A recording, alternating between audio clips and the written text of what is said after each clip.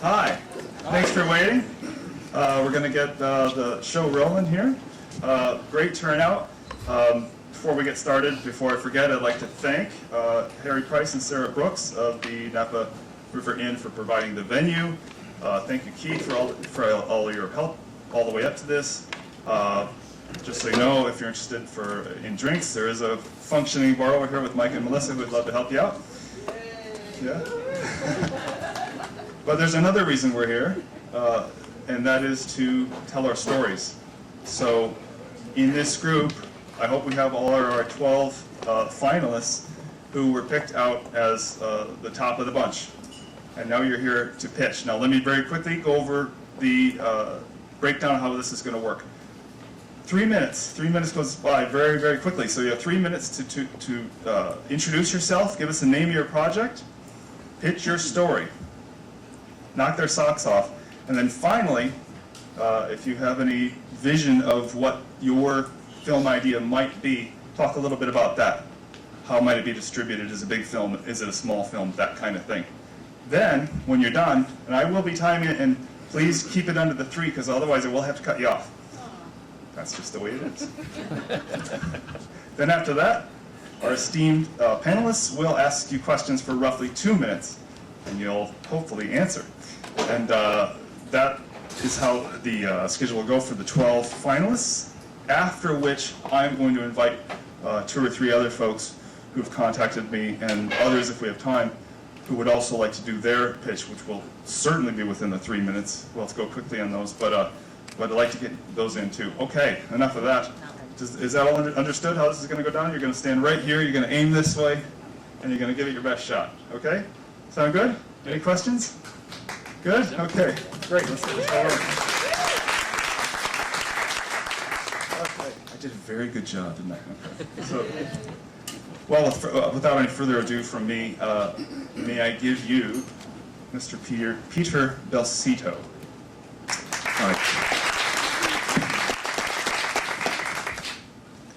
Hi, thanks for coming. Impressive turnout. A few things about myself. I work in LA in an area called West Hollywood, and I work really on the business end of independent film and also international film. My partner and I travel a lot. We work very diligently, particularly at the big 5 markets, one of which just finished in LA, the AFM, and then the others are Cannes, Berlin, Toronto, and Sundance. And as you notice with the last 4 I mentioned, there are also great festivals attached to it, but what we focus on is the business activity. Let me just say this about pitching. This is not normally the way it's done. This is an event which we want you to have fun, but pitching for me is, and my colleagues may have another view, which is fine, pitching for me should be looked at mainly as a business skill. It's usually done in an intimate setting. That is to say, in a cafe, in an office. You're usually sitting across a table or a desk from someone.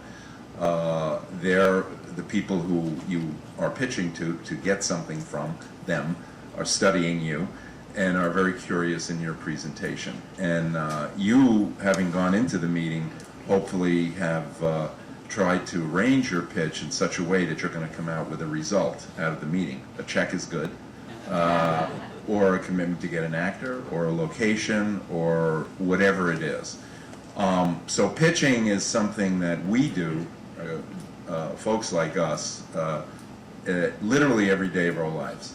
And it's not just screenwriters who do it, it's everybody who does it. Because what you're doing, what a pitch really is trying to communicate an idea, usually for a film, to another person to get a desired result.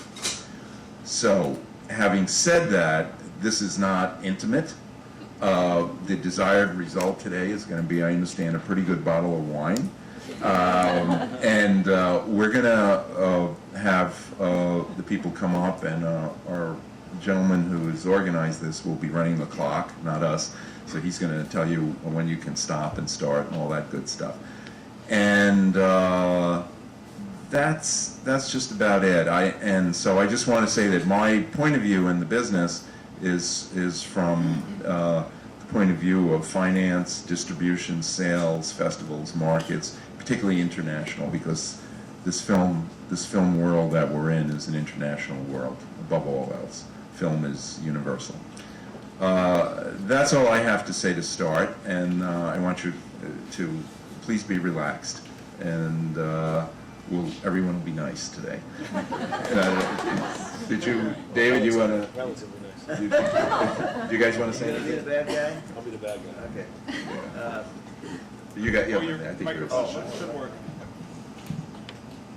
Is it on? Yep. Okay. Yeah, I don't think I've ever done a 3-minute pitch in my life. I tend to be a little long-winded. But I don't know, maybe Joe and I will take turns simulating some of the things we've seen when we've done pitches.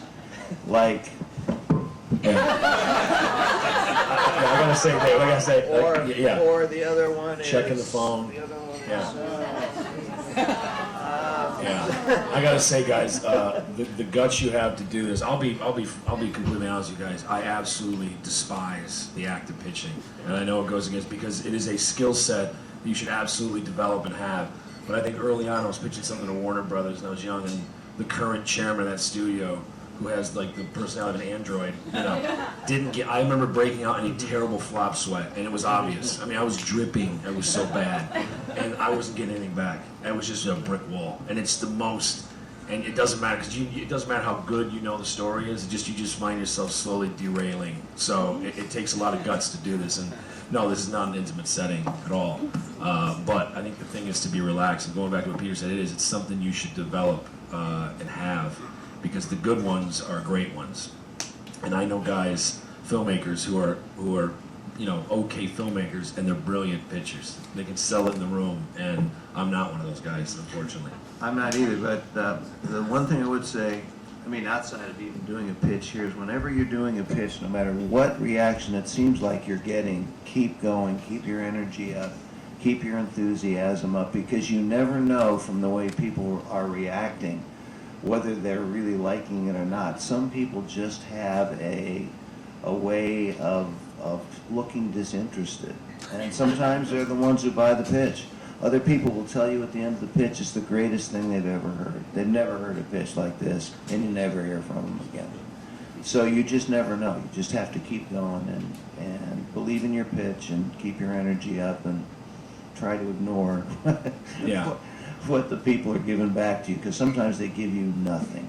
Right, I think you do. And listen, we just went out with this pitch for a Joseph Wambaugh series of books, Hollywood Station, and Joe wrote the entire series. That first book is 13 chapters. It's 13 episodes of a show. It should have been a Michael Jordan-like slam dunk, open court, And I watched my buddy spend 10 minutes too long in the room. And I just watched. You could see it. I mean, you could literally, you could chart the moment we went into the tank, as opposed to literally. And I thought, okay, we lost him. And unfortunately, by the time we got our steam, it was the last guys we were pitching. They didn't want a show like this. Of course, we nailed it, and we knew we nailed it, but it was too late. So I think also, oftentimes, too short is sweet. So 3 minutes is actually a pretty good exercise in brevity. Can you say a little bit about yourself, your backgrounds? I made a film, writer-director, made a film a couple years ago called Narc. I made a film this year called The Gray with Liam Neeson. I made The A-Team. Okay, good, there's one fan.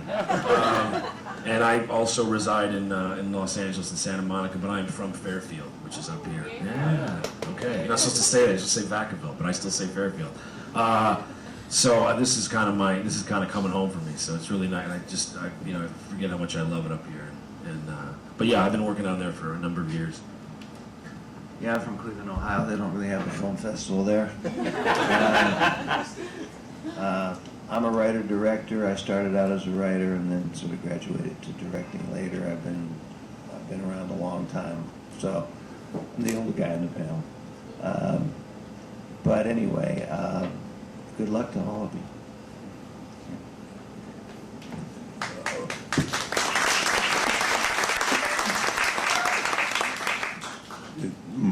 colleagues are both very modest. I'm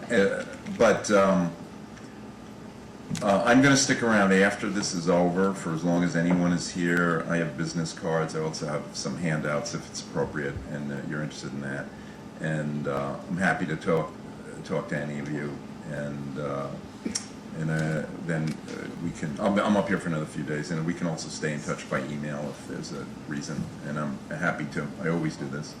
And so I think. Let's see. Now we have. Where's the gentleman who's running the room? Because he's going to get the. There he is. Oh, right. Okay, right. Ready to get things rolling?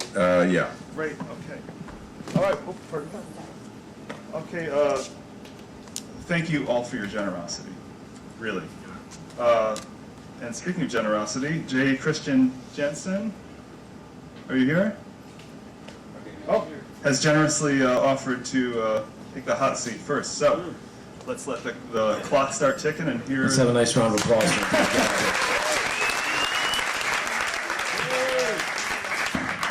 My name is Christian Jensen. I'm going to be pitching a feature-length documentary with the working title Art Stars. So Wang is a child of migrant workers in rural China. He has been living in China for his entire life, and he recently decided that he wanted to study art. So against everyone's advice, he went and he decided he was going to study art. He's now in his third year of art studies, and next year Wang will be a millionaire. Wang is one of a handful of very unusual new art superstars that have been thrown almost overnight into international success by a new breed of savvy international art dealer. From Dubai to Singapore to Beijing, this documentary is going to follow a new kind of art dealer that bets on their young fledgling artists almost like racehorses in an attempt to have great gains in the end. This documentary will be about the aspirations of these artists, how their dreams are in the balance, and it will also be an exploration of the very meaning of art. We're going to follow three separate characters. We have Eric Zimmerman, who is a man who is now a millionaire several times over. He is a cynical but also very charismatic and entrepreneurial man. Every year he descends upon a few select art studios and art schools in China as well as the Middle East, and he selects his favorite picks that can be molded and sculpted into the very perfect next art star. But working for Eric also has its drawbacks. He is a man of business, he serves the markets, and he is not really interested in things like artistic exploration and discovery and all these things that young artists are often very interested in. Our next character is Wang Haiyang. We're going to follow him just as he's at the cusp of his international success. We'll follow him as he goes for the first time to the international art markets, as he meets with representatives from international conglomerates that are trying to buy art in order to look cool and have a hip cachet among their buyers. We'll also follow him as he experiences the rags to riches conflicts that occur, and as he argues and has conflict with his handlers, the people that are bringing him into these new art markets. Ultimately, this documentary is about a new rising generation in the East, in the Middle East and in China.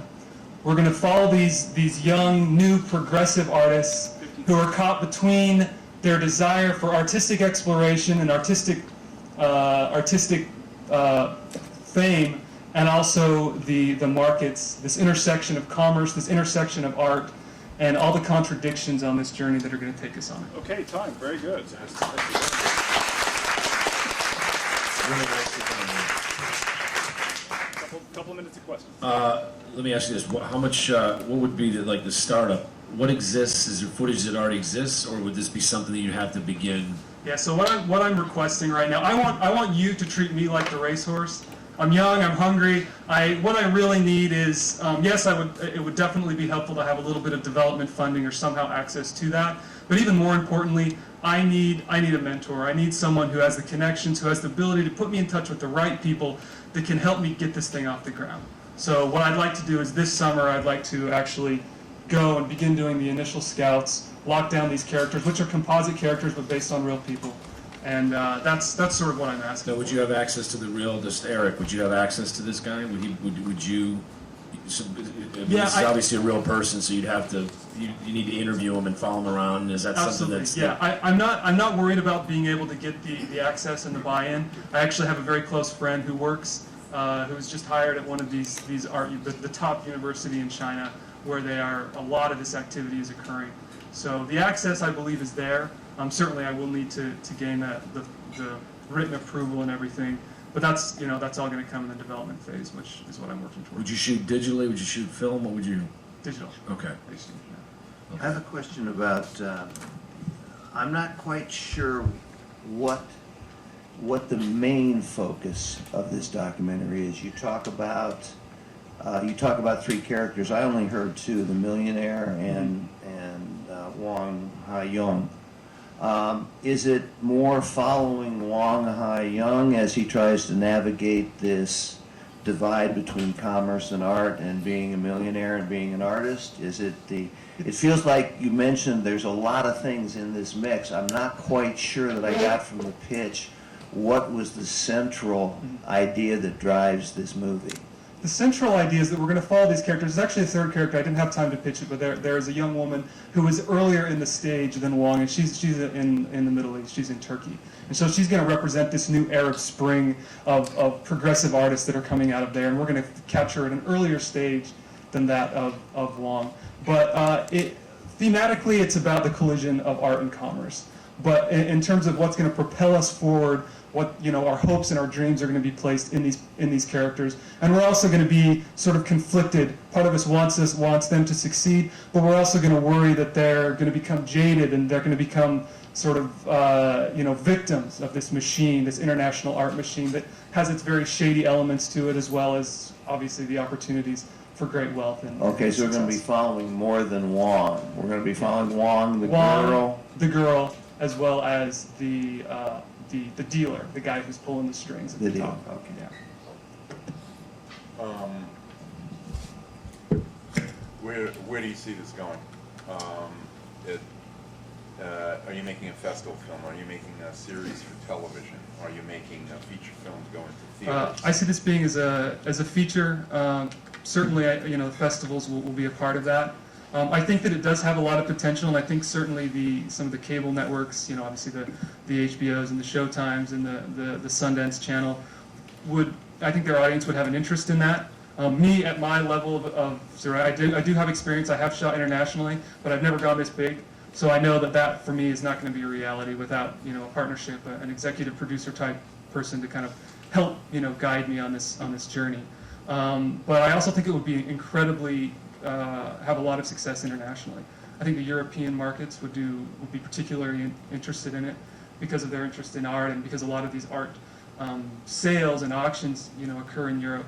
So I think it does have a lot of international potential. What language is the film in? What's that? What language is being spoken? It would be Chinese as well as Arabic, and the international dealer, he speaks English, so he'll be working through translators, etc. at times. So you're going to have subtitles. Yeah, and we will try and cast the characters that do speak English, and so we won't be entirely reliant on subtitles for the film. Would you have a script for it? Would you have a narrative for it, or would it be Treatment? I would develop a treatment that would very clearly, almost in a very narrative fashion, would play this out before your eyes as if you were watching a fiction film. Okay, thank you. Thank you. Very good.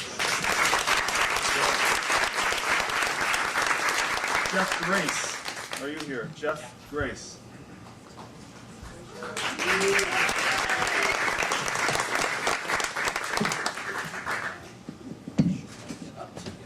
Now we'll be giving a 30-second warning so you know when your 3 minutes is close. You prefer we direct our attention to you guys up front here? Yeah, perfect.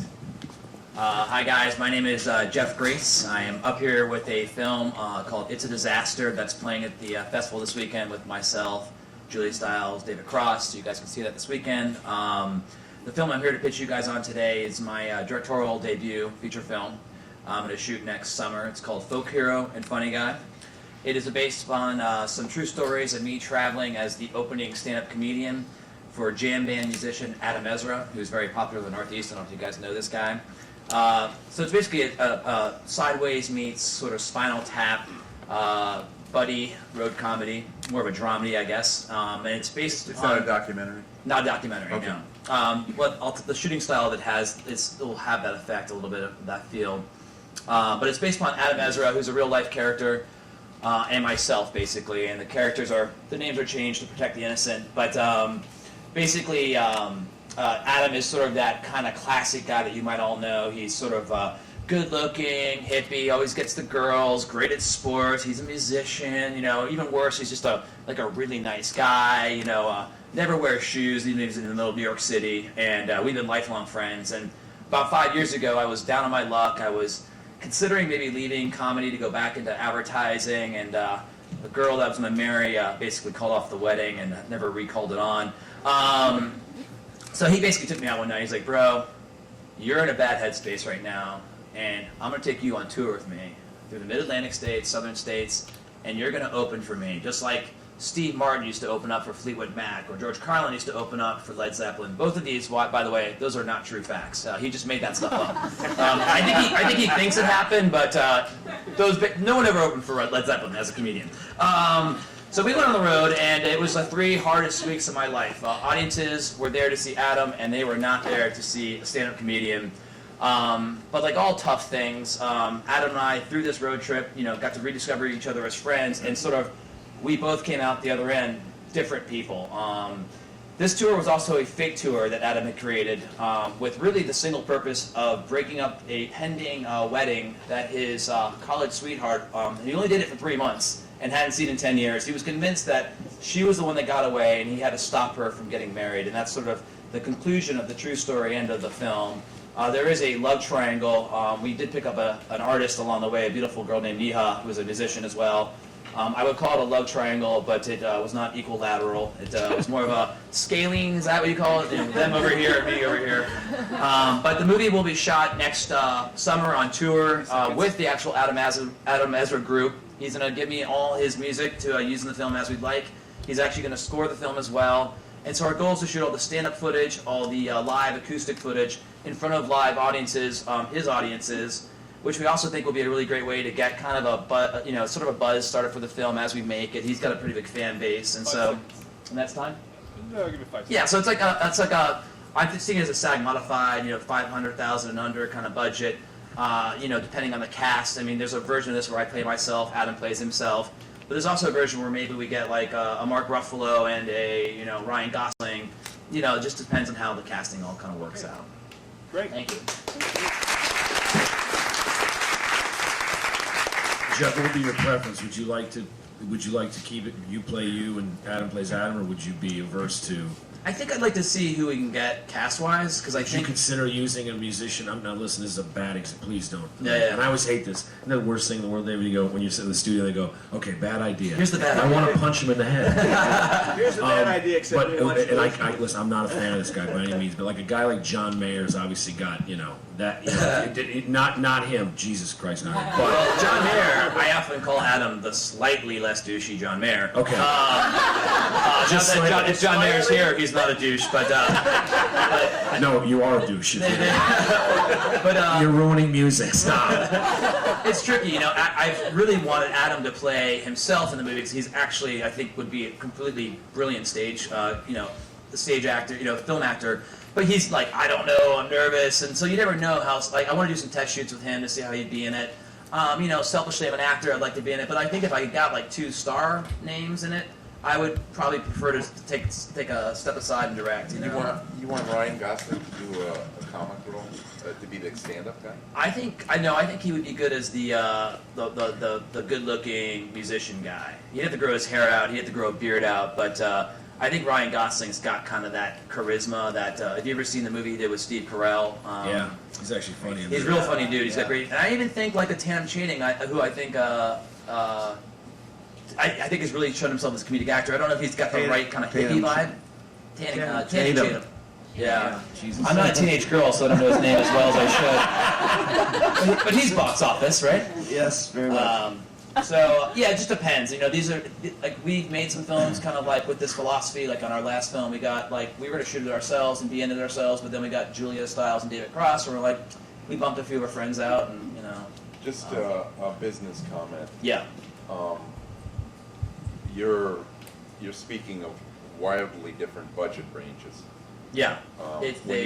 When you start throwing those names out as opposed to you and your friend carrying the film, it's like, hold on a second, we've got suddenly advanced things, millions of dollars. Sure, That's sure. what these guys get paid. And you've also exponentially increased the time you're going to sit waiting for these guys. Yeah, which is, and the thing I would say, I like your pitch. Yeah. The thing I would just say is that when you're in a meeting, and you're meeting with money people, what producers do, if you start going over in those kind of ranges, you're changing the dynamics of the meeting within the meeting. And it's okay here now, today, Sure. it's fine. But when you're in the world, in West Hollywood, wherever, be careful.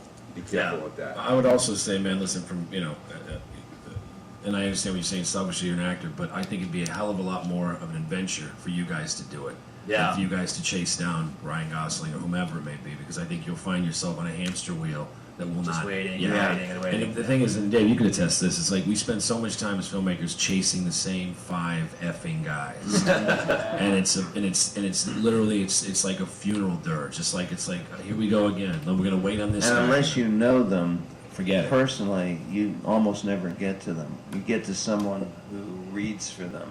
You get on a stack of scripts this high that they never see. We got a few ins with some of that as actors, but yeah, even when you have the in, it's just the staggering number of projects they're in line to do or turning down or. I would say to you, my advice to you is try to do this as economically as you can. Sure. Find a couple of guys with cameras that can follow you guys around. Start shooting things in earnest, because what you'll develop is that kind of docu-style. Yeah. And your friend Adam might realize that he's actually giving a performance without knowing he's giving a performance. Yeah, And that's what you want. That kind of, and if it feels very of the moment, in the moment, very Mike Lee or that kind of style. Absolutely. I think it'd be great, man. I really do. Cool, I think it's cool. a really cool idea. I think the other thing, I hate to be always the voice of criticism here, but you seem to have, again, I think in a pitch you have to hit people with one fairly concrete story element. Sure. You have 2 here. Mm-hmm. You talk about it being a buddy film where you guys sort of, your relationship changes and morphs during. Mm-hmm. I didn't quite understand in what way it morphs or changes from your pitch. And it seemed like you had two elements that, one is that your buddy's trying to stop this wedding, which makes this a destination road trip. Right. It's almost, on your way to stopping the wedding, your relationship with your friend changes. You also mentioned a triangle on the way. Yeah. So I'm thinking, okay, from a story point of view, you seem to have 2 sort of contradictory things going on. Yeah. This guy wants to stop a wedding because he's in love with the girl, because he thinks it's the girl that got away, at the same time that he's involved in a triangle on the way to stopping the girl that got away. It's sort of, you see how it's sort of... Yeah, he lives by his own rules a little bit. That's the. No, I mean, part of the story is that really that's the tension between me and Adam. I'm like, this is the girl of your dreams, but then why are you taking this girl that I like away from me? And it's in the script's written. In a 3-minute pitch, I may not have nailed that perfectly, but a good point. Okay, thank you. Okay. Thank you, guys. Thank you.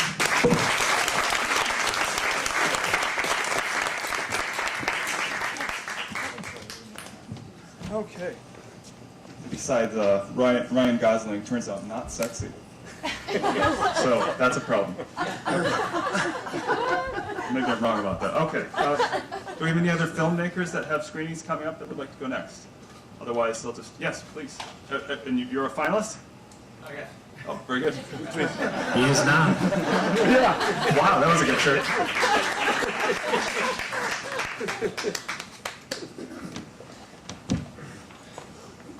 I'm Joseph Seraphim, and the screening's coming up. I'm a producer on Dog Years in the feature narrative competition, and on Plimpton, starring George Plimpton as himself in the documentary competition. So, Joseph, what's your last name again? Seraphim, Saroufim, as in Mary. And yeah, and thank you guys for coming out, and thank you Napa Valley for putting this together. So my film is called The Rig, and it's a horror thriller that takes place entirely on an offshore oil rig. And the movie is about a group of oil rig roughnecks that get trapped aboard this cursed oil rig where they're forced to answer for their sins. And it's a monster in the house type of movie. So the monster, in this case, is this unknown that's on this rig and that's coming after them. Ready to take care of them in as gruesome manners as possible. Our protagonist is a guy named Owen Conrad. He's a young roughneck, oil rig roughneck, and he's someone kind of like a Taylor Kitsch or even Ryan Gosling, that kind of handsome but brooding, quiet, and really still likable type of character. And when we meet him, he's ready to be done with this job and this life. It's a grueling job, and he doesn't really want to be part of it. But he's got a new baby on the way, and this new job off the coast of New Orleans in the Gulf Coast is just too lucrative for him to pass up. So he goes. And as soon as he gets there, weird shit starts to happen. This isn't your typical oil rig. First of all, it's the oil rig that his father died on 30 years ago, and he finds out. And the whole situation surrounding his father's death was very peculiar in the first place. So there's a little bit of that mystery element of what happened there. Then the drill boss, this guy named Ragona, pulls him aside and says, you need to leave this rig. You have to get off of here. And he doesn't know why. He kind of thinks he's just kind of a crazy old man. But still, Owen's having like this deja vu while he's on this rig. It's definitely something that's, there's something peculiar about this. He also has hallucinations, including one premonition, an accurate premonition about his wife's miscarriage of their child, back home, and it's quite a gruesome premonition. I won't get into it. Then it kind of starts to 30 seconds. Oh, okay. The kind of boiling point happens after a blowout on the rig, and when the blowout on the rig happens, his mentor is killed. And then things get weirder and weirder for him. He becomes more reclusive and more reclusive. A number of things happen that I guess you could say to kind of like the way Jack Nicholson starts to lose his mind in The Shining. We start to get a sense that Owen is losing his mind, and then he becomes the monster in the house. He becomes the alien on the ship, and aliens that's picking off the crew one by one. And the antagonists essentially become who we're cheering for, and we want them to kill our protagonist, and it ends in a bloody climactic battle that makes you say, oh fuck, I didn't see that coming. and that's it? That's it. Okay.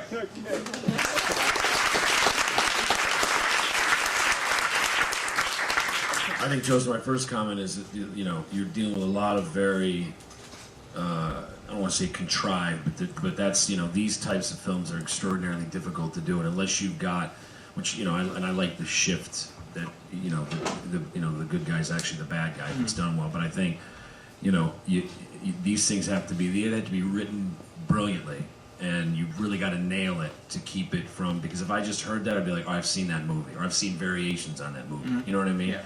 And I think you've got to, in your pitch, you really have to take great pains to make sure that you sketch as complete a tableau of this that can exist in terms of, this is not like Paranormal Activity, or, you know what I mean? Right. The cabin or something like that. The cabin or something. Yeah, whatever. It's like it has. I think you've really got to, because I think, you're gonna find a very reluctant audience if they can't tie into this very quickly. And I think it's the way you structure that pitch. I think you almost have to start with, I'm going to take this character who you think is the good guy, and by the end of this thing, you realize he's been the thing they're hunting all, and I think that is intriguing. You know what I mean? is to get your hooks into them from the way that which is what makes the story unique. The most unique thing about the story is almost what you need to begin that pitch with. Because I think if you start with, it's an oil rig, it's cursed, I'm telling you, they're gonna be like, I mean, not again. I'm just being honest with you. This is the kind of they'll check out. And when you say aliens, do you actually mean aliens? No, I mean, I just was Well, relating. you got to be careful with that word. You To say the- aliens in Hollywood, and they'd say, Oh, okay, there are right. people from outer space on this rig. I was just relating it to the film Alien, and that there's like a predator on a confined space. Okay. And, Yeah, they're not thinking illegal immigrants. They're thinking there's some jaws that come out and kill you. The other thing, does his morphing from the good guy into the monster have anything to do with his father? Yes, and it's one of those films that I hope will toe the line between supernatural and and just psychological thriller, so that one person can walk away from it going, oh, he's isolated on this rig. Because one of the key elements I didn't get a chance to get to is that they're on this rig after the blowout. They lose communication and they're just abandoned, stuck on this rig in the middle of nowhere. And one of the themes that I'm dealing with is isolationism and also and sin and people paying for their sins. And so I'm sorry. So the question was, Well, first of all, you made a point of mentioning that the father died on the rig. Right. So we feel. So I feel like the answer is somewhere yes. in the The pitch answer is you're going yes. to bring that back Yes. around and pay that off for me. Right. Otherwise, don't mention it. If you're not gonna pay something off, don't mention it because it's taken time. Right. And it's setting me up for something that I'm disappointed that I didn't get a payoff on. Right. So yes, the answer is. Do you want me to tell you what the payoff is? Not necessarily, but in the pitch, it might be good if you did. And you also mentioned there's a twist at the end. Actually, I want to hear what the payoff is. With the Yeah, what I is just it want to with hear the what father? yeah. All right. Is that 30 years ago the father had a similar meltdown on the ship, and the guy Ragona, who was the oil boss, who was telling him to leave the ship, actually had killed the father before he had a chance to go ahead and kill anybody else. But we realized this is something that is happening and going to keep happening, like with this family, with Owen, his father, Owen's future son. It's a Okay, so it's like a So, but Owen's future Yeah. son has been miscarried. yes. Maybe you ought to keep But- Owen's future son alive. Owen does have a future son. He sleeps with a woman on the ship during this time as he's losing his mind, and he lets her live after he kills everyone else. Okay.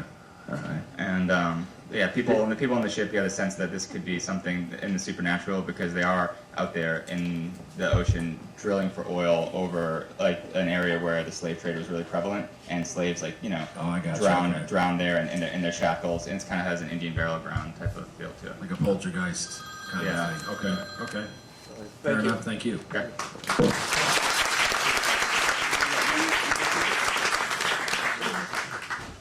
This summer, slip into terror. Oil rig. Ken White.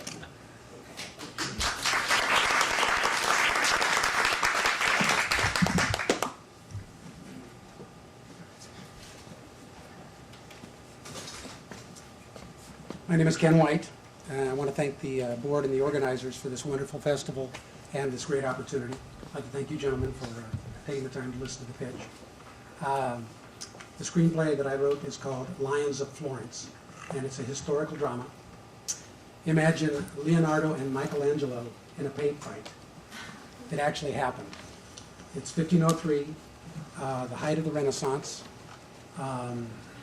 Niccolo Machiavelli arranges a painting competition to glorify the Republic of Florence. He invites Leonardo to participate, who is the greatest artist of his time. Michelangelo finds out about it, and he's pissed. He wants to be a part of it, which was actually part of Machiavelli's plan. Michelangelo convinces Machiavelli to let him be a part of the painting competition, even though he's primarily a sculptor and not a painter. Leonardo and Michelangelo are as different as the sun and the moon, and they really don't like each other. At 52, Leonardo is at the height of his game. He has nothing to prove. Michelangelo is 29, and he has everything to prove.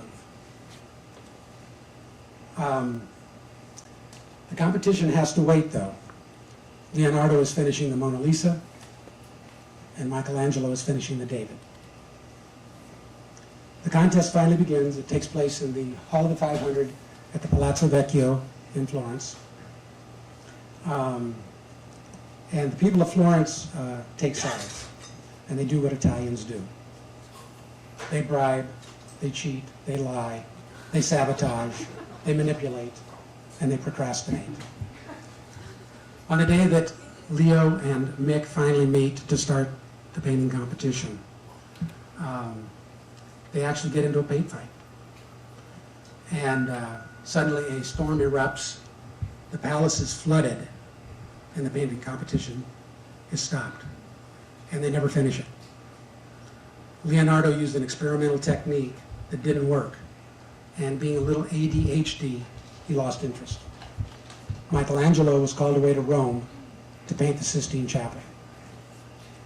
This competition literally changed the world of art forever, and it is a true story.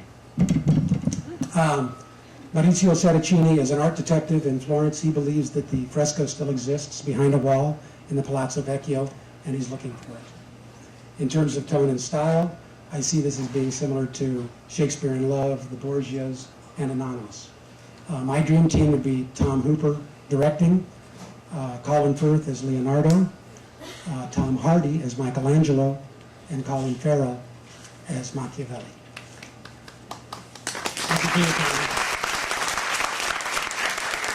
That was exceedingly well done, Glenn. That was a really great 3-minute pitch. I don't really have anything. I did not know that happened, and I'm kind of blown away by that. Yeah, that's a fantastic group of people. The only thing, you made a comment that it changed the world of art. At the same time that this competition actually didn't ever quite happen. So how did it change? Maybe you could indicate in the pitch more how it changed the world of art, despite the fact that this competition was sort of rained out, as it were. Well, what happened is they both did cartoons, full-scale cartoons. This was going to be, the frescoes were going to be as large as this wall. They were going to be huge. So they did the cartoons, and people came to study the cartoons, including Benvenuto Cellini and Raphael and others who were very young artists.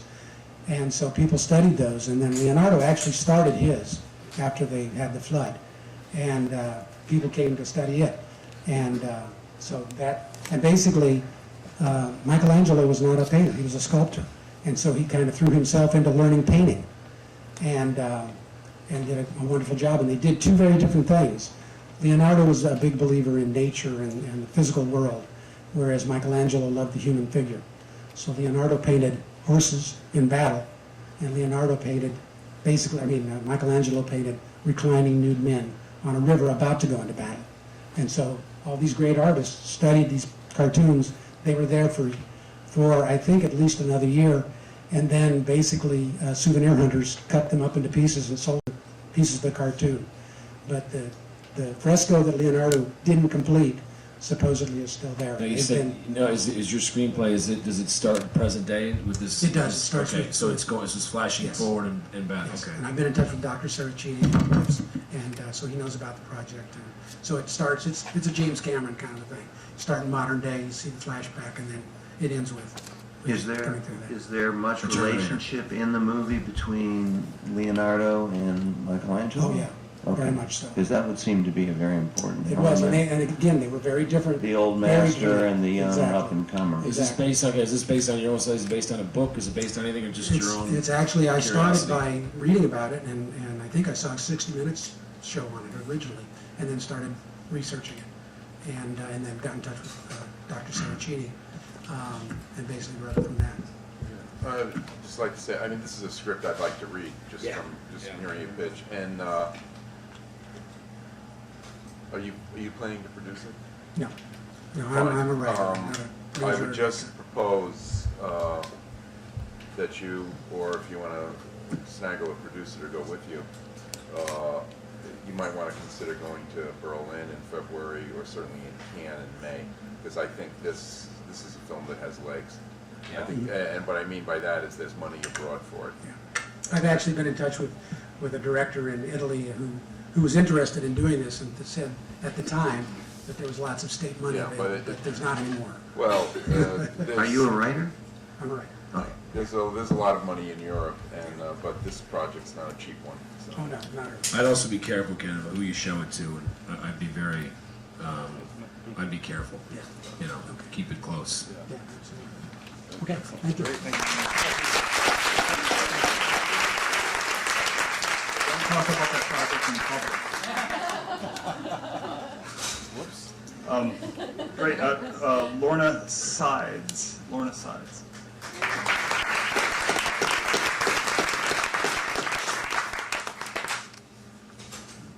Hey guys, has anybody got any coffee over there? Oh yeah. I'm hammered from last night still. Anything you got that's black and thanks. Hello, love.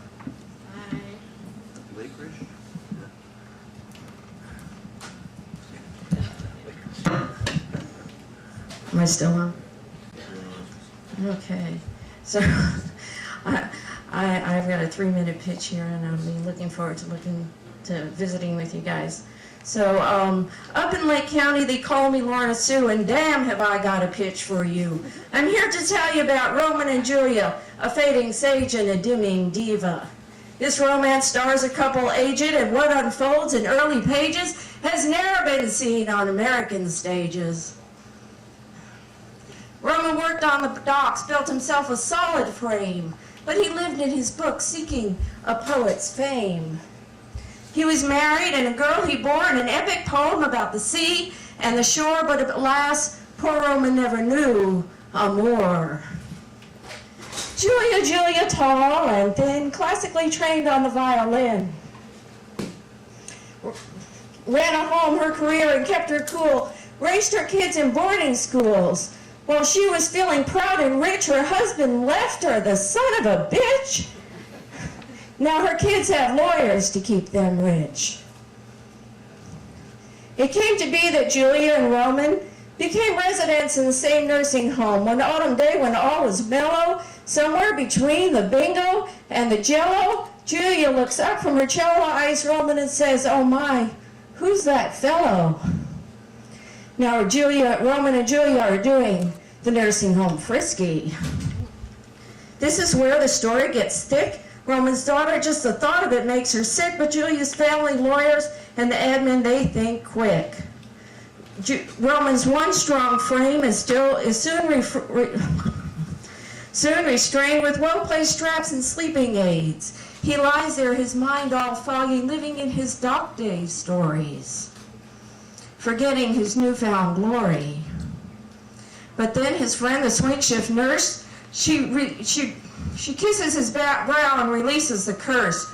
Roman finds crumpled his grandson's number, and oh my, wonder of wonders, he places a call to this vexed young man. Roman tells his story, they develop a plan.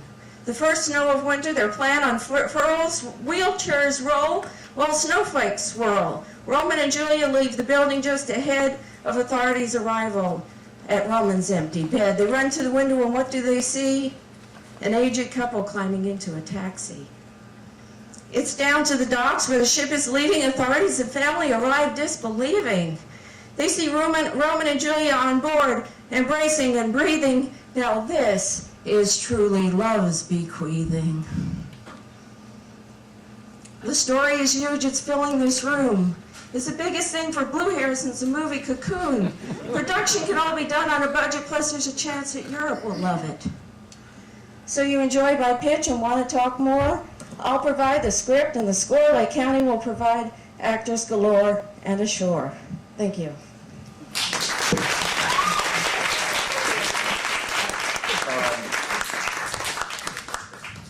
What is your name? Lorna Sue, Sides, S-I-D-E-S. And what is the title of the film? Roman and Julia. Just one question. How many years does this take place over the story? Basically, it's going to take place over about 6 weeks, but there'll be flashbacks, family coming in, conversations going back and forth to kind of bring the past into it. But no, it takes place from the autumn until the first snow and winter. But you have flashbacks to when they were young? Well, not necessarily flashbacks or conversations.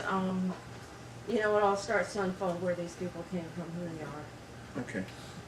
Thank you. Sweet, I think the following. I think it's incredibly game what you did, and it's obviously took a lot of time, and I think that's what I do. I think that's wonderful. So don't take this, and I'm not intending it to be, Right. you know, be overly critical.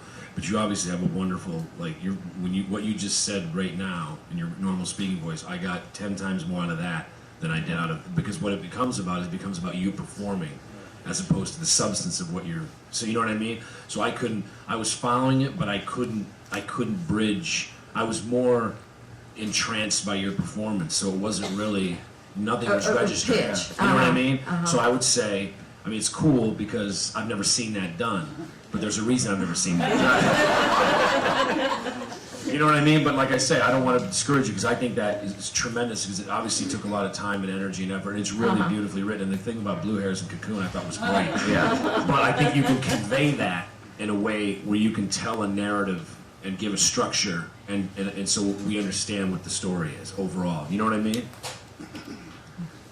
Yeah, I do want to discourage you from doing that. I mean, I know there's a lot of work that went into it. Unless you want to write an epic poem, I wouldn't pitch it that way.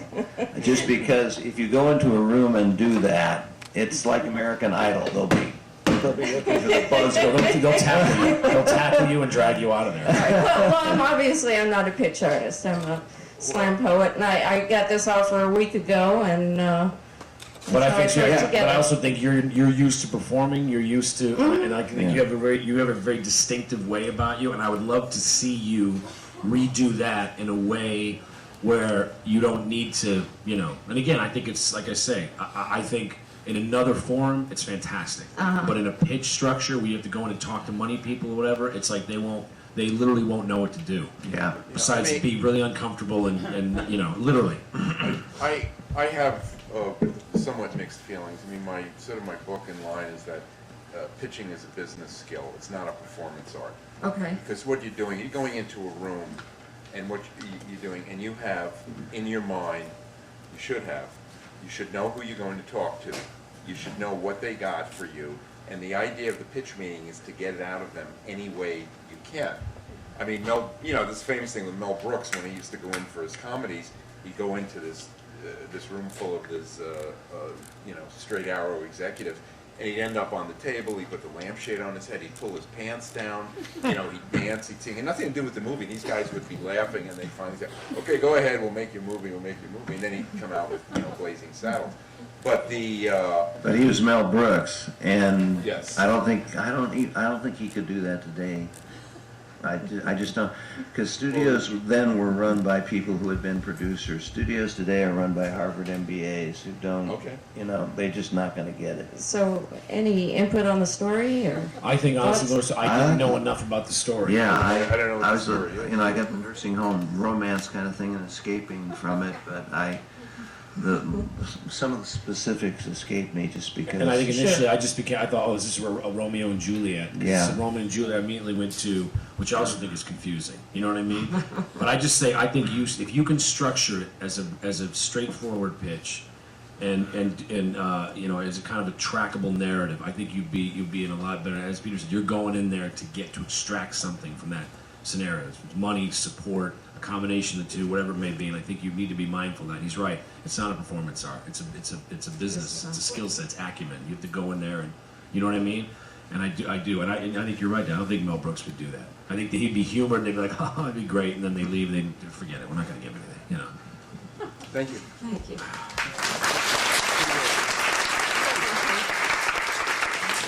But why do I feel like a dick right now? A real jerk. Well, we're about halfway through the show, so coming up next would be Luis Moreau. That rhymed, by the way. Luis Moreau? Luis? Not here? Okay. Paul Martin? We scared Luis off? Yes. Great, all right. Paul Martin. Go get him. Good morning, everybody. Good morning. Thanks for being here. I just want to say the two films that really influenced my movie were a movie called The Sting and the Narc. I think really Give this man a bottle has of my water. time started. My name is Paul Martin. I have written a script called Hollywood and Vines. It's actually a romantic comedy. It involves a young Broadway actress named Zoe. She escapes her evil producer and New York and comes out to wine country. She's going to start a theater troupe. They're going to put on a show, Christmas extravaganza. She hires her good friends. They become her family. She comes out here. Well, the boss doesn't take too kindly to that. He sends out Louis, his business partner and famous wine critic, to go and fetch her back. She'll have none of him. She is going to do this, and she's going to do it right. She's out soliciting donations for this troupe, trying to get this thing going, and she meets a young man named Brad, a local winemaker. Brad, how do you describe Brad? Brad is if George Clooney and Zac Efron had a baby together. Hot. He's hot. She's in love. She's smitten. Romantic sparks fly. But Brad has a deep, dark secret. Brad's vineyard is going under. No money. He's got nothing left. But he keeps up a good facade. He has one thing. He has a very expensive automobile that he inherited from his grandparents. She's in love. She doesn't care. She thinks he's rich. That's great. He's going to help the troupe. He's going to help the troupe. He is the key to her success. Even when she finds out this guy's got no money, what can she do? She's in love. It's the night of the first show. It's an outdoor performance. Disaster strikes. Storm hits. The show is literally washed away. To just make matters worse, all their stuff gets repossessed. Great. What are we going to do? Brad sees this, and he makes a decision. He makes the sacrifice that says, she is more important to me than my vineyard. At the same time, she has decided that saving him and his vineyard is more important than anything she could do for herself. She calls up Louis, let's do it. I'll sign the contract. I'll go back to New York on one condition. You taste Brad's wine. Louis says, sure, you got a deal, pulls out the contract, pulls out the pen. She signs, they shake hands. That's when he tells her he's already tasted Brad's wine, and he hates it. Oh my God. We have one show left to do. 30 seconds. She's already signed the contract. She's going to be on her way to New York. The troupe's going to fall apart without her leadership. Brad is in worse financial situation than he was when he started. But this is a Christmas show, and it's musical theater. Miracles do happen. That's my start.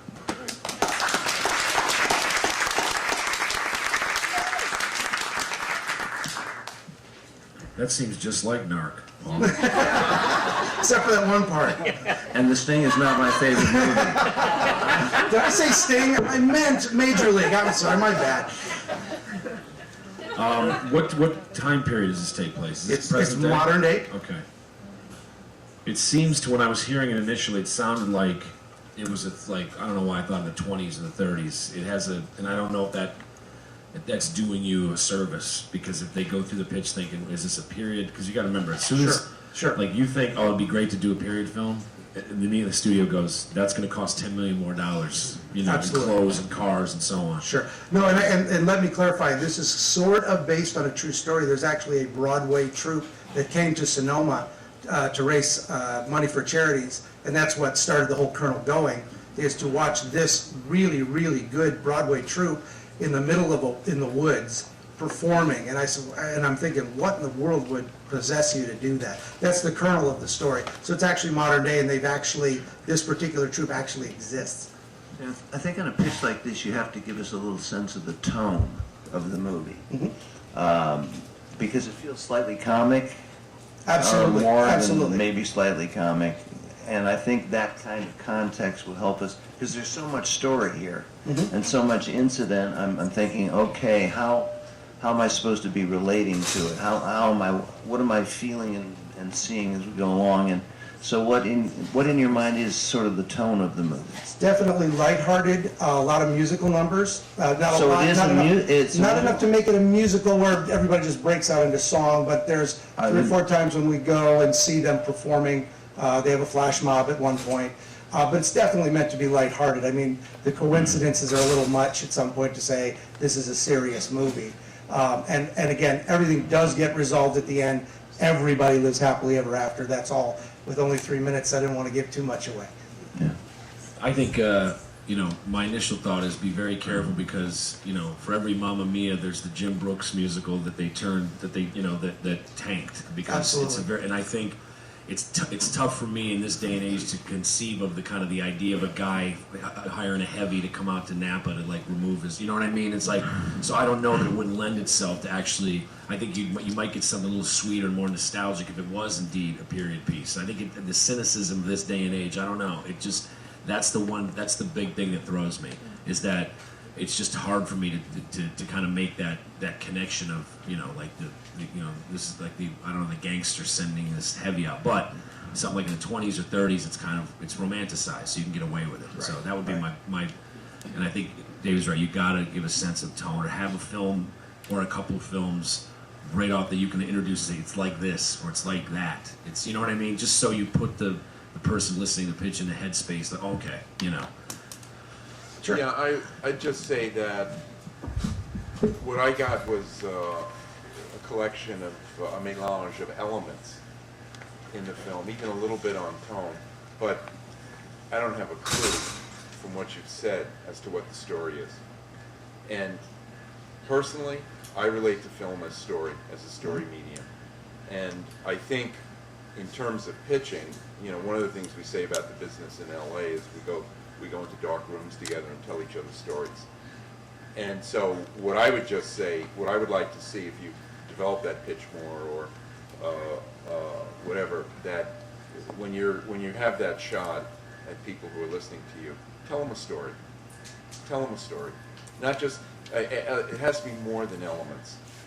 Okay, because the story is what makes us care. Sure. Thank you. Thank you.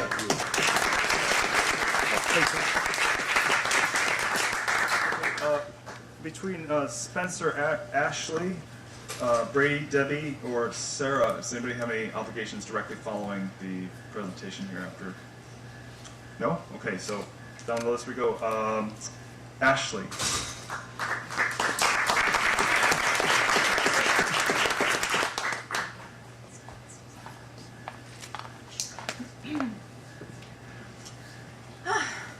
I'm Ashley Quatch. I'm going to be pitching a feature called Farewell Great Leader that is inspired by the true story of the South Korean filmmaker who was abducted by Kim Jong-il and forced to make movies.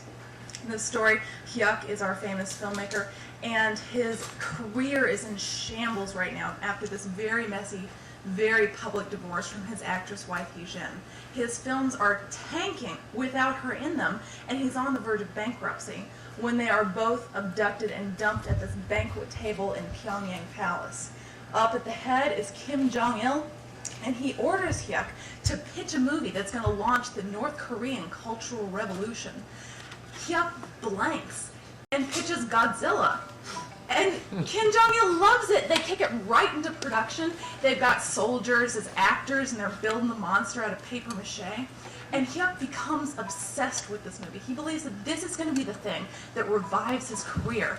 But he's taking all of his frustration and anxiety out on Hee-jin. And God bless her, her only friend and ally in this whole godforsaken place is this hard-nosed military guy, Colonel Park. Very serious, very angry. But the thing is, he saw her movies when he was a young soldier. This is the only window he's ever had outside of North Korea.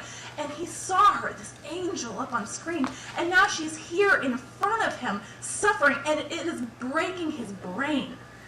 They make it all the way through the production. They get to the premiere, and both Hee-jin and Hyuk, they're both thinking like, okay, we made it through. We're going to get out now. We get to go home. But then the order comes down from the dictator, and he says, get ready to pitch tomorrow. We start production on the next one in 2 weeks.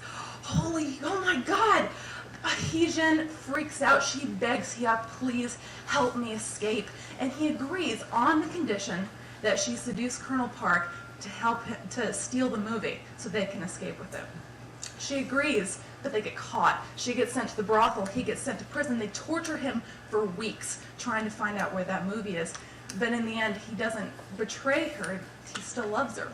Finally, they're released. They're sent back. They're told to get back to work. But Hyuk knows it is now or never. He convinces Colonel Park to help them make one last real escape attempt. They set Pyongyang Palace on fire. They run for the river. The army is on their tail the whole time. But they manage to escape with the tape and with each other. You're going to see a box office draw for this very similar to Last King of Scotland, which actually made 8 times its budget back.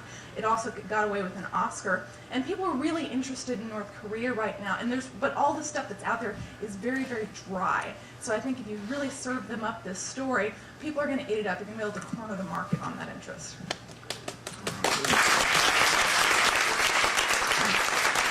First of all, is this a comedy? Black comedy a little bit. This is not a true story. It is a true story. Oh, it is a true story. 100% true. 100% true. It's inspired by, like, I tried to stay far enough away from the true stories so that, to sort of not having to buy life rights and all that. But the facts are accurate, very extensively researched. And Shin Sang-ok is the name of the real guy. And actually, he is the one that directed, I don't know if you remember those 3 ninja movies? Yeah. That's him. Well, one thing you never do in a pitch is when you're pitching to people, you never tell them why it's going to be a hit. Because what it does is it insults them. Okay. It makes them feel like, sweetheart, that's our business. We know what's going to be a hit and what's not going to be a hit, even though they don't. But they feel like they do. So if you're sitting there telling them that, they get, right away they go, you're an amateur. So don't ever do it in a pitch. Okay. And don't bring up Last King of Scotland because I go, great, art house, marginal box office, big deal with your Oscar. It's like, Hurt Locker won Best Picture, made $12 million. You know what I mean? So it's like it only gets you so far. So this is based on a true story. I guess my question is, we know how big films are in Korea, and no one's made, cracked that. No one's done the Slumdog Millionaire in Korea, and I think that's obviously really interesting. But I think logistically, you may have some difficulty. I think you have great difficulty, kind of, So, does the script for this exist, or is this? So you've written the script, all right? Have you done any other? Have you contacted like anybody on that side of the globe in terms of a film commission or? No. Yeah, I think it's a hell of a thing to try to set up. But I think it's great, and I'm wondering if you can shift the milieu somehow to get yourself, or have them.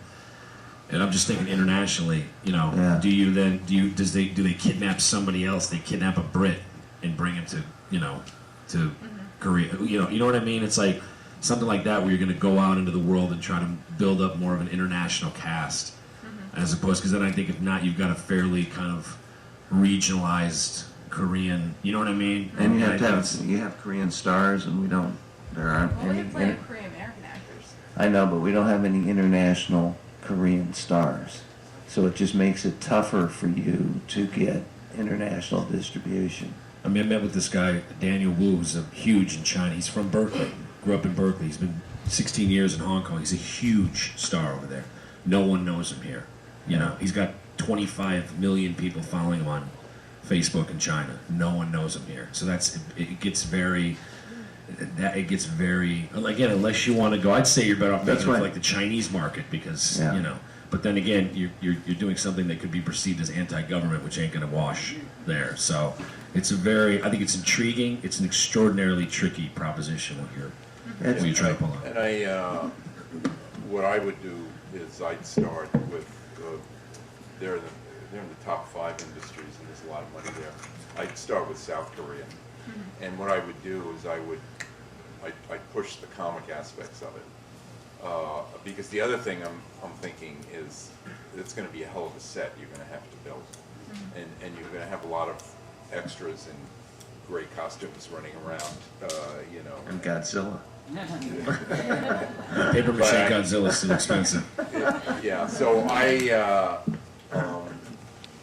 if I were you, I would think about taking a trip to Berlin. The Koreans are there, and they come in force, and you can start nosing around. And I know an awful lot of really good Korean producers, but I don't think with the situation in China now, because there's still problems with censorship there. I would forget about that, but I would start. Korea is wide open, and they have a great ethic, and politically they're very good, and they love comedies. And I think this would be, to me, it'd be fun if you could pull it off. Yeah, quickly, there was one thing in the story I may have gotten wrong. I think I may have heard this wrong, but does her boyfriend, husband, whatever he is, ask her to sleep with Colonel? Yeah. So he actually, are they married? They're divorced, so ex-wife. Okay, But so they're they're not, forced to there's sort of be no together. longer involved romantically? It's a recent divorce, so, you know. And does one want the other back, or was that? I'm a story guy. For most of the script, that's sort of one of the things that's sort of the character arc is that, you know, even though he kind of wants her back, he's still really, really angry with her and taking it on her in various ways, you know. Okay. I would think there's two things I would do. I would, you know, it's like, it's not a fish nor fowl. You have to figure out if are they romantically, if they want to be together, because if you've got him prostituting her to a colonel, and also the torture aspect of it, you know. And I had one other note: you should build the escape of them into the shooting of the movie they're doing, and use it. And I don't care if he rewrites the ending and he's got to go before Kim Il-jung or whatever. And it's like, no, this will be amazing. But what he's doing is essentially writing his own escape. That's smart. You know? Very good. That's why they pay me the bucks. Thank you. What a jerk off thing to say.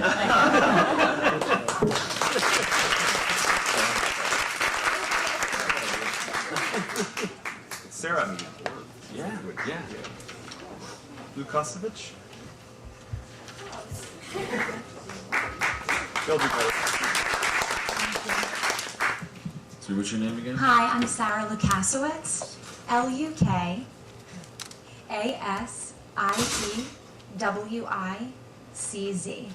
It took me a while. This is Big Time Poughkeepsie. It's a comedy. I'd like you to meet Sam. She's a down and out nobody, and she has to return home for her sister's wedding.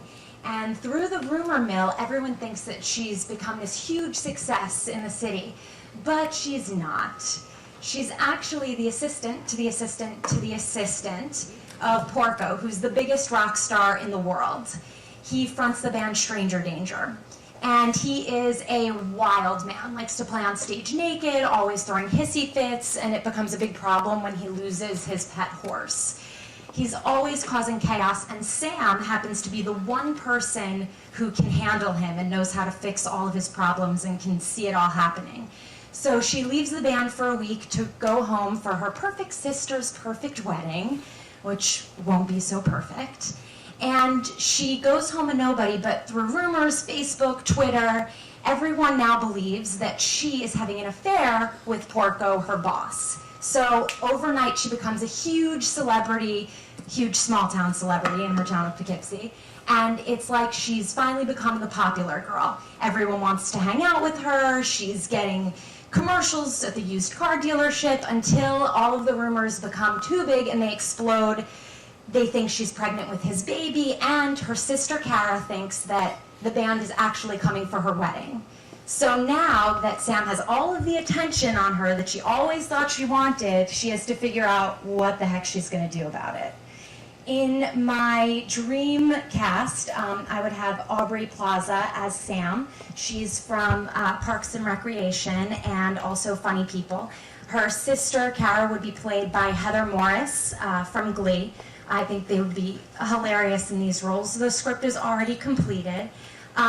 Compared to other movies that I think it's similar to, like Young Adult and 27 Dresses, I believe it would have a box office draw of about ballpark 16 to 30 million, and on a shoestring budget, I believe it can be done for a little over $1 million. Yeah, I'm very excited about it. Time. Good. 3 minutes? Yeah, you nailed it.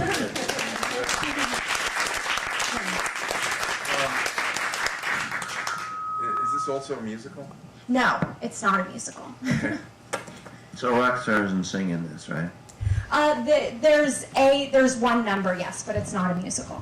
Okay, because one of the things that's really bad in most movies, and when you have supposedly a really good rock band singing, and they're always awful.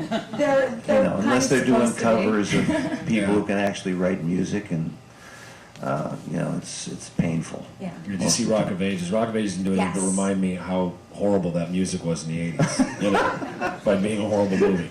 I think, Sarah, the issue I have with this, I didn't get a clear understanding of Sam. I think what you need to do is you need to say, here's a girl, her name is Sam. She works for this guy, Porco. He has a band called Stranger. They're nuts. They're like, whomever. They're like, whatever band is, kind of, she's always wanted to do this. She's kind of, but she's whatever, reduced to kind of the assistant's assistant, and yet through a series of events, she becomes kind of, they think that, this is his mistress or whatever. I mean, I think there's what I'm missing is this Sam character doesn't seem to be, who is she? And who is her, what does she want? And what is her ambition? And what does she want to be famous? You have to have a clear understanding of who she is. Because with lacking that, it's kind of a vacuum. You don't know who's who, what's what. What's this guy? You know what I mean? I just felt we're kind of thrust into it, but I didn't really have my feet under me, and I didn't have a clear understanding of who she was, and that's critical. Yeah, I didn't have a feeling what the resolution is either. I mean, you set up some elements and then you left them all up in the air. Now, I know sometimes you think, well, okay, that makes people who are listening want to know. But the facts are, if they're going to buy it, they need to know. It's more than wanting to know. They need to know where you're going with this. So what happens with Sam and Porco, or whatever his name is? At the end, Sam comes out in this huge, awful, embarrassing way and ends up ruining the wedding, telling Kara that Porco's not coming. She accidentally lights her sister's dress on fire, and she's admitted to everyone that he's not coming, and that it's all a lie. She's not pregnant with his baby. Everything's out in the open. And throughout the story, Sam is in contact with Porco and the band, and she's fixing things here and there. Their flight got messed up. She's fixing it. They're constantly coming back to her and dealing with issues with them. The band comes to Sam to the wedding because Porco won't play without Sam helping him. So they show up there, and then Sam has them play, and Yeah, look, that's what happens. Yeah. what we have to do here, what you have to do, Yeah. and this is, hello everybody, but this is a bizarre setting. So what you have to do when you're sitting talking to this gentleman in a pitch meeting is you've got to tell him your film. You've got to tell him, you've got to make him for 30 seconds watch your film. And if he doesn't do that, and what you're putting on is elements of the film, the elements are interesting and they're kind of weird. But really, what you need, and seeing what you had to do now is you had to do another 30 seconds to cover what happened at the last scene of the film, which is kind of interesting, actually. I like setting the dress on fire. But what the thing is what we're doing in these meetings is we're talking about movies. We're talking about movies. And you've got to, what you've got to do is you've got to tell someone what a film is. Make them see the film. And that's pitching at its best. And what I think you've got is, I think you've got some compelling elements, but I still, even now, I don't have a hell of an idea of what the film is. And also then going back to what David said earlier, and guys, this is again, what he said. Don't tell us how much you think it's going to make, or how, you know what I mean. And I also think it's important that you are nimble in these moments, and that if you have to know, okay, it's like ballast. I got to cut that away, or this thing ain't going to float. You know what I mean? Yeah. So don't get so kind of rigidly. It's like it's so insinuating that you have to stick to that particular script. It's okay to go, all right, I'm going to lose that, And oftentimes, like anything else, it's like there's the movie you start out to make, the movie you write, the movie you shoot, and what it ultimately winds up being, And I think you have to be able to kind of lose that stuff if it's not, because it'll put people off immediately. Okay. Thank you. Thank you. But it does. I agree. It's got really interesting elements.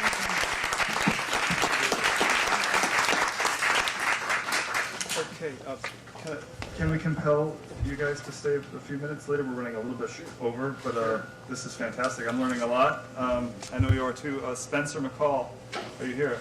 Yep. Yeah. Very good. Come do some damage. We got some visual aids, all right. Oh, I love visual aids. Guys, I'm going to say something really quick. I do this quite a bit, and I've actually put this in what this young gentleman's doing, but I go even further. Oftentimes in a pitch, I'll actually put together what we call in the business a sizzle reel. And it happened not that long ago. Fox was going to redo Daredevil.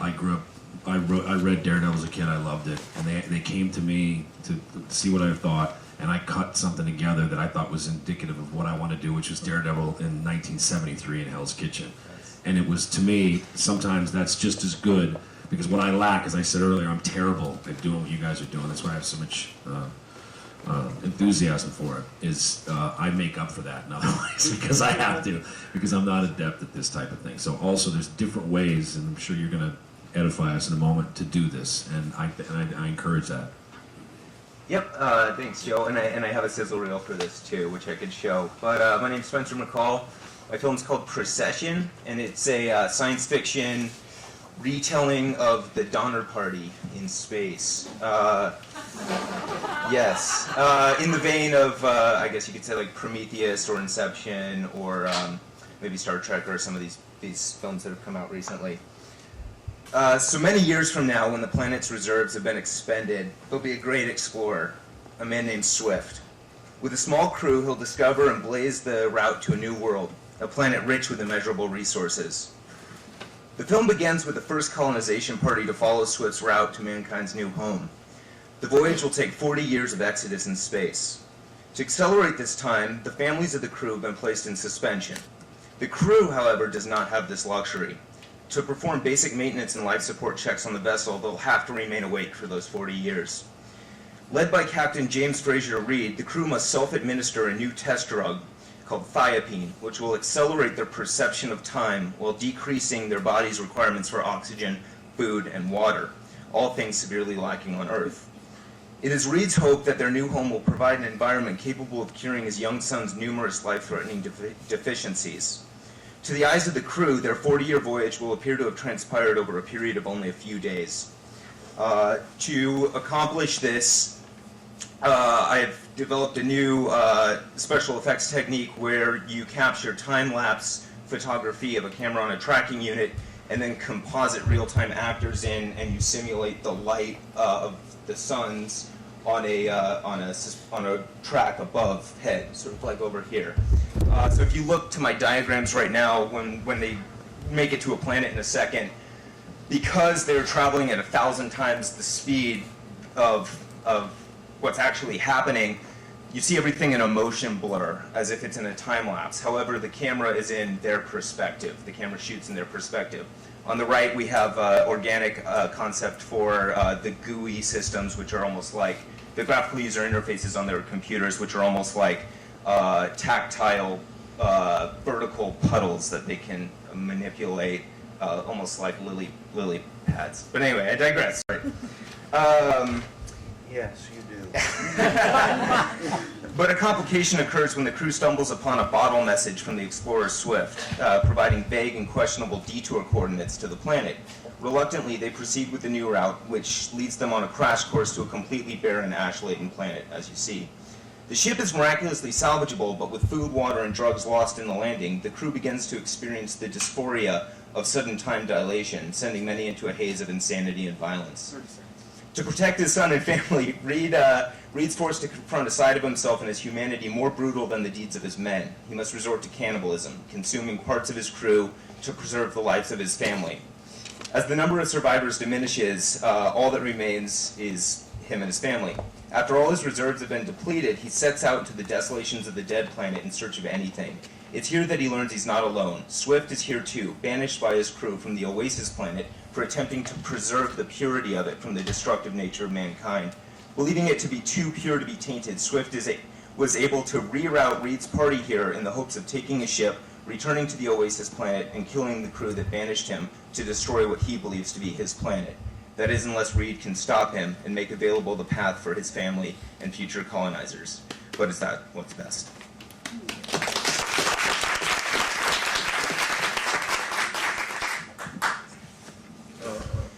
Yeah, cut all that out. Yeah. Okay, sure. Yeah, get rid of Get rid of that. Forget what I that's said wasting earlier. time. Forget that. No, I think listen, but Dave makes a good point. You lost 1/3 of your pitch was taken up by something that ultimately doesn't, Sure. and you find yourself rushing to get to the meat and And potatoes. something that the people that you work with will be able to figure out and do much better than you will. Sure, definitely. I have no idea what the hell you're talking about, except that I'd like to read the script. Yeah. You know, and I think too, Spence, you know what you did brilliantly? It's the Donner Party in space. Yeah. And oftentimes, the less said is, short is sweet. And I think if you get in there and you say, listen, this is, and I mean, man, make it basic, because if it gets to, you start talking about time dilation, these are things that are fascinating to you, and you know what? If Ryan Johnson spent all the time talking about Looper going, and then there'll be this, and then there'll be, it's like, no. You know what it's about? Sure. It's, the young version's hunting the old version. Boom. You know what I mean? Totally. And it's a time travel film. I get that. So try to distill it down, because the problem with films like this is like, Sunshine, Danny Boyle's film, was an hour and a half of one of the best films I've ever seen, and crumbled in the last 20 minutes because it became this goofy, and I thought it was brilliant up until that moment, me too. And you don't want these horror films in space, there's Alien and then there's Event Horizon. You don't want to be Event Horizon. You know what I mean? Yeah. You want to be, it's got interesting things, but it just goes so, and you deal with cannibalism and time, and time space continuum. Yeah. That's tricky stuff. I'd want it definitely to be PG-13. well, there's another. I keep thinking of the recent Ridley Scott film Prometheus, Sure. which for me was a half interesting film and half was a lot of kind of tired shop-worn spacecraft that I'd seen, 20 years ago, like an Alien and stuff. I think that and frankly, actually, your drawings remind me a little bit of that. Sure. I would, I'd look at the literature recently of the kind of film you're talking about, and then do something totally different. Don't go there. Sure. Yeah, because I think anytime you're doing what people will consider to be a genre film, you've got to come up with something new and inventive and something that feels different from everything we've seen. Because as soon as we hear a few things that feel conventional and feel like, okay, I know what that is and where this is going, then you start to lose us. Sure. You really have to come up with that thing that makes this different than every other science fiction film I've ever seen. Yeah, and what that really is in the innovation, and I have it all planned out, of like basically the special effects. So it's a special effects piece, definitely, but it's something that's never been done before, and I could show some kind of examples of what that would look like. But I think, going back to earlier what Peter was saying, it's like, this is a story. You want to tell us a story. If we can't feel the story and feel the characters, and you don't have some whiz-bang Zack Snyder, this is what 300 is going to look like sitting in front of us, it won't wash. Sure. It won't play. I don't care about special effects.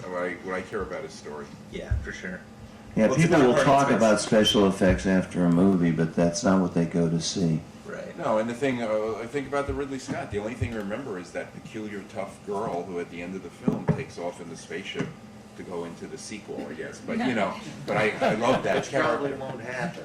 No, I because I have my offices at Ridley. I've been with Ridley for 10 years. That film, I thought Rid wanted to do something that he didn't necessarily care that there was an alien in the film, but yet people showed up. They want to see an alien. Right. So you know what I mean? So it's like, it's the same thing like what Michael Mann did with Miami Vice. It's almost like the audience is like, oh, so you love pastels and fast cars and Don Johnson and stubble? I'm not going to give you any of that.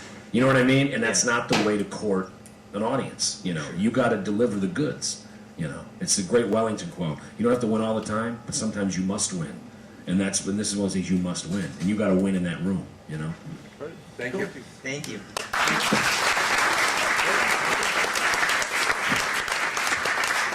Alien ghost story on a ship, right? Debbie Singer, you here? How do we get him? Debbie's got some fans who are over the corner. I like that.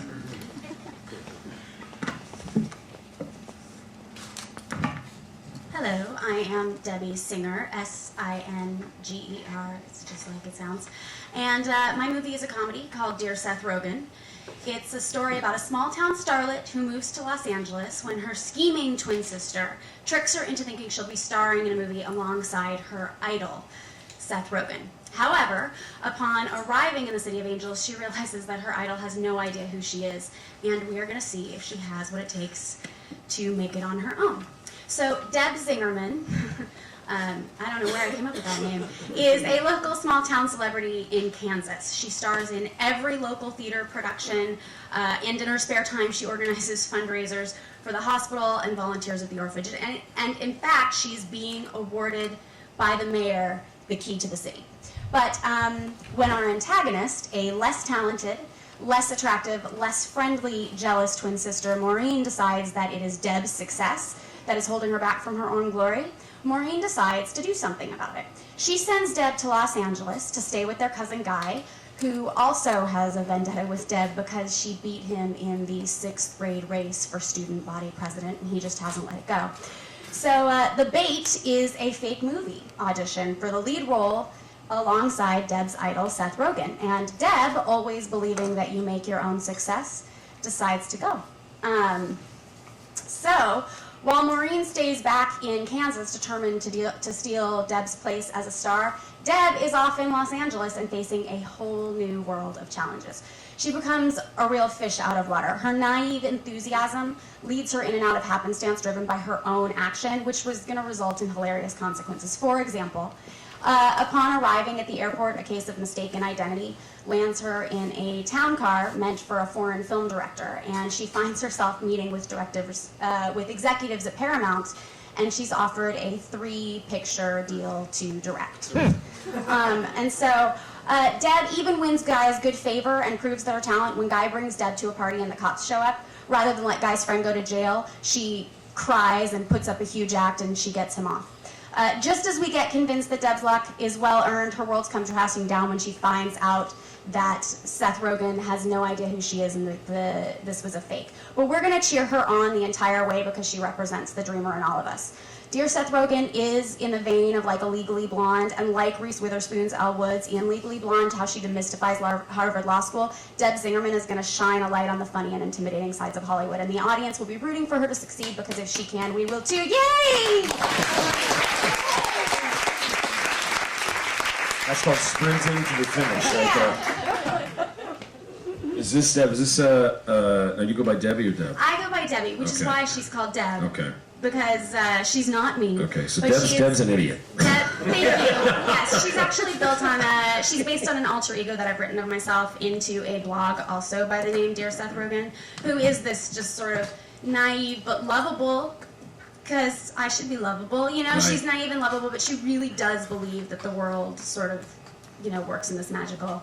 Wait, did I offend him or something? Yeah. So does she just sort of keep stumbling into She's lucky, but she's also actually genuinely talented. So that when she's put in what she thinks is an audition for the Seth Rogan movie, and someone pulled some strings just to get her in so she thinks she had an actual audition, which isn't real, Ridley Scott sees her audition and books her in a lead role for his movie. So she actually... Really doesn't do a lot of comedies. No, it's not a comedy. She goes out there thinking it's a comedy. I think that's the point, is that she's not...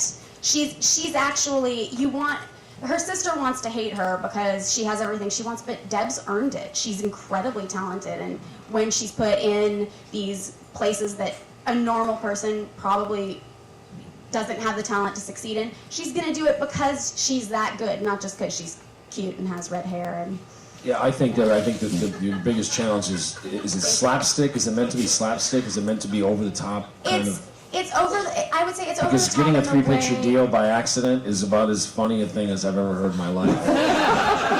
Thank you. And I would be so lucky. Yeah. No, it's over the top in the way that Legally Blonde, in Legally Blonde, Reese Witherspoon is charming and likable and kind of ridiculous, but you go with it because... Well, she's a ballet girl at Harvard, basically. Basically. And so it's this, we're taking this cute lovable, naive character out of her place where she fits in perfectly in Kansas, and we're throwing her in Los Angeles in a world that eats wannabe actors for breakfast, and she's going to hold her own. And so it's going to be ridiculous in the fact that she's coming with this, I'm from Kansas, and, oh, you said that Seth Rogan read my email to him? I'm so glad, and he loved it, and blah, blah, and she's going to believe it, so if that part's ridiculous. And over the top and funny, but we're going to go along with it, because there is going to be the same sort of basis in reality that a Legally Blonde would have, where, there's enough in there that you're not in, it's not in outer space. Not that there's anything wrong with outer space. No, outer space is good. Yeah, no, outer space is good. Yeah. So. But by the way, if you told me some of the stuff was in outer space, I think that was, I think this is one of those scripts you almost have to read, or you have to get a sense, because as you're pitching it, my mind starts going to, okay, what are the motivations? Because it would be very difficult for someone to set up an audition from Kansas, or you just have a buddy living in Studio City that can, unless, again, everybody was an idiot or a moron, and I think it's tough, because you can't make someone, naivete can't be stupidity, right? Or you won't recover. Absolutely. You know what I mean? You won't recover. And Reese Witherspoon had the quality of, she had something to prove to her boyfriend or whatever, that didn't think she was smart enough to get into Harvard. That is still, as wild and outlandish as it may be, it's still relatable. Okay, Absolutely. you can do that, but this is tough. This is tricky, because you really got to set that up carefully, or you're it'll implode. Because you'll lose the audience. They'll go with you if they trust you, and if they stop trusting you, it's they're out. No, it took some finagling to figure out how to make it grounded enough that it worked, but I guess you just have to trust me that it works. It does. No, they won't ever do that. They won't. Let me just Yes. say, with the goal, particularly with this idea, would be, you can be talking about a girl who goes to the moon or something, may have no relation to your script. What you have to do is get the table here to say, yeah, I'll read the script. That's what the job is. Right. And what you're saying, it helps, for me, it always helps if you're telling the story of the film. But actually, you could be lying, and saying anything. What didn't help me is talking about Reese Witherspoon. Oh, good. And that, because that's a film that I watched and I thought about a lot and I liked a lot, and I think at that particular time it struck a chord, and I wasn't getting it from the kind of comedy you were talking about. It wasn't a helpful reference, and that's all. Yeah, and you started into some story things, and then you kind of let them drop, and sort of left us with, trust me, it's going to be funny, and things, hilarity ensues, and so, like the 3-picture deal thing. Didn't she have to? Did she just say no? I don't want a 3-picture deal, or does she have to somehow play that out? No, she tells them, she's like, that's so sweet of you. I've never really thought of directing. I was really looking to do more on screen, and it ends up getting reneged because her world does come crashing down when this whole scheme is. Because when you say that's a potential story element, as ridiculous as it is. Absolutely. Is her having to keep up the facade of being whoever this was they thought she was. That can become a story element. But if you just drop, if it's more like, okay, the movie is a collection of these kinds of absurdities, that then it becomes a little more fragmented and a little less feeling like I'm not getting the through flow of it. Thank you. Thank you.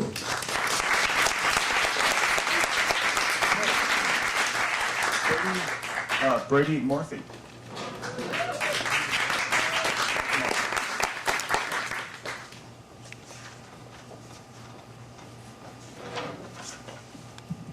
Hello there. First, I'll just keep it down here. Thank you guys for waiting and staying longer. I really appreciate it. My name is Brady Morphy, and the movie I'll be pitching is called Sellout, and it's about a college student named Connor who is struggling to put himself through school, and he's also a bit of a social outcast. He's kind of awkward. And he is in love with this girl in his microeconomics class, but he has no money. He can't even afford books, so he thinks that money basically controls everything. So he decides in a school project to put his soul on the stock market, which sounds like a fun idea at first until this mysterious buyers actually start buying some of the stock. So all of a sudden he has money, and also the investors start sending him clothes and giving him like a gym membership to kind of like boost his social popularity, and thus making the value of his soul higher and worth more for them. Which is good because like they like send him like make out with a girl at a party and like things like that, and his best friend Ruby, this little Filipino firecracker, is like helping him do all these things. And what happens though is the more and more he becomes popular, the more he gets, the more he is concerned with the perceived value of himself rather than who he actually is. To the point where it gets to the part where one of the investors tells him to ditch his friend because she's kind of weird and that it's hurting his image, and he does it. But he's so wrapped up in the fact that everything's going so well, he finally asks out the girl of his dreams, and she says yes, and he sells a few more stock right before so he can like afford a really fancy dinner and impress her. But once he gets to the dinner, he starts losing control of himself, like his right hand starts shaking, doing inappropriate gestures at people. He starts saying things that aren't from his mind, and just like really crazy, and the day goes horribly, and he goes home thinking he's either going insane or he's sick or something, when he gets visited by his biggest benefactor, and now the majority shareholder of his soul, the devil, who this whole time has actually gained more control, and he's basically accidentally sold his soul to the devil. As he's starting to become more possessed, Ruby comes back, like handing back a sweatshirt or something after the fight that they had had, and meanwhile, he's trying to apologize for being a jerk to her, and the other half is trying to kill her. And she actually had bought some stocks at the beginning, sells it back to him really briefly, so now they're at 50-50. And so then Connor has to find a way to bankrupt his soul in order to make the stocks useless and the devil have no more control over him. Thank you. It's really intriguing. I mean, it's the Faustian bargain. Is obviously kind of rich literary material, but I think this is a pretty interesting take on it. Would you classify it as a dark comedy? Is it a? I actually think it's more of a coming of age comedy. Like everyone has to struggle with trying to fit in or trying to be something that they're not because they think that's what's acceptable. And I feel like that's kind of like instead of being himself and going through things, he's trying to do things the easy way, and by selling himself out. Well, I can't help but think about Tuesday night and the downfall of all these billionaires who came to naught.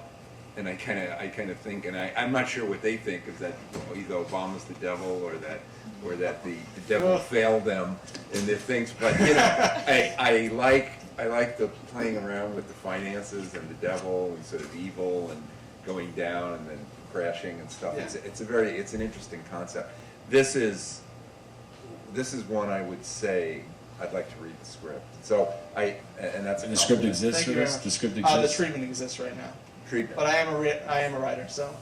You need script. Yes. We're from LA. We don't read treatments, except every day. We don't write them. Right. I'll do anything not to write a treatment. This is a really interesting idea. The only thing that felt just a little bit soft and maybe abstract is this idea of being himself. You may have to say something in the pitch that's a little more concrete than that, because that just sort of feels, he wants to be more of himself. Well, who is that?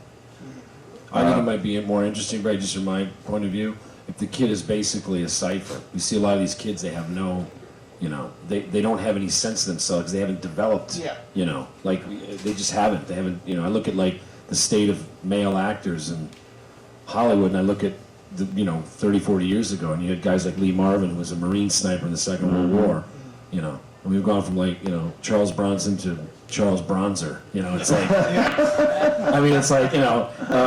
but again, I think making that, maybe this except for the event, maybe this event and what he's going through actually shapes who he is. He actually becomes the man he's supposed to be through this kind of trial, this, that could be an interesting way to take it. The thing that intrigues me is the byplay between him and the devil, and how it develops Yeah. You know, as his character struggle in this thing. To me, I'm always interested in what the devil's doing today. You know. Yeah. Great. Definitely. Thank you very much.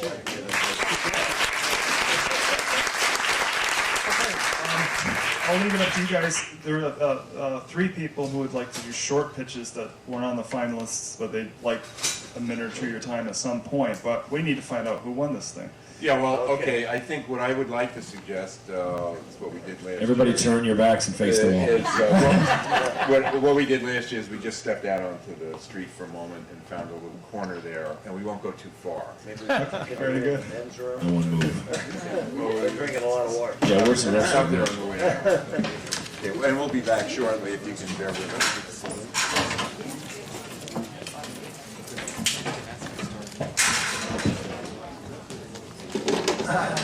Good job. Okay. Okay, so Obama lost in a recount. Romney's not president. The devil lives. Anyhow, what we're going to do is we felt there was really one that was for us today a clear winner, a very strong project, and which gave us all pause. And this is one we really want to see the script and want to see the movie and so forth. And this is The Lines of Florence. Dan, you want to stand up? There it is. Well done, man. Thank you very much. Thank you. Thank you. Now, Go back and sit down. we also, of course, we loved every pitch.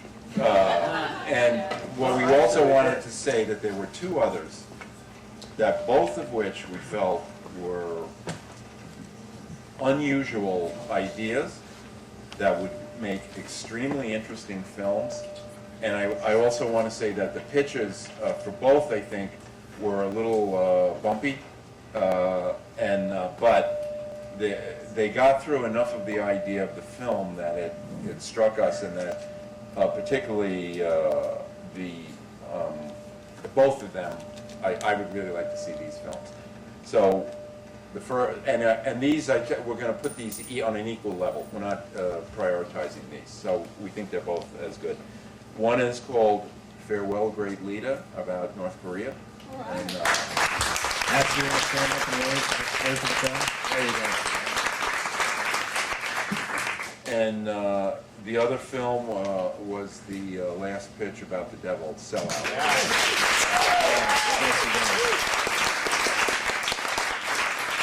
Now, I want to say this. I want to offer this personally, and I'm not speaking for my colleagues here, but they can speak for themselves. I'm going to be here another 3 days. Anybody wants to talk or grab me at a party, or I have some business cards and actually some handouts that you might be interested in. Take them if you want. I'm not going to pass them out around the room. You have to come up here to get them. But I'm happy to talk to you folks about what you're working on, about anything you're doing. This is what I do. And I just want to thank you all for coming this morning. And this was, I learned something today, and I had fun. I think we had a success here. Thank you. Thanks for coming out, guys. Really enjoyed it. Thank you all. Thank you, panelists, for absolute generosity. Fantastic. I loved it. Did you had a good time? Yeah. Boy, I learned a lot. Okay. Thank you so much. Great scripts, guys. Good ideas.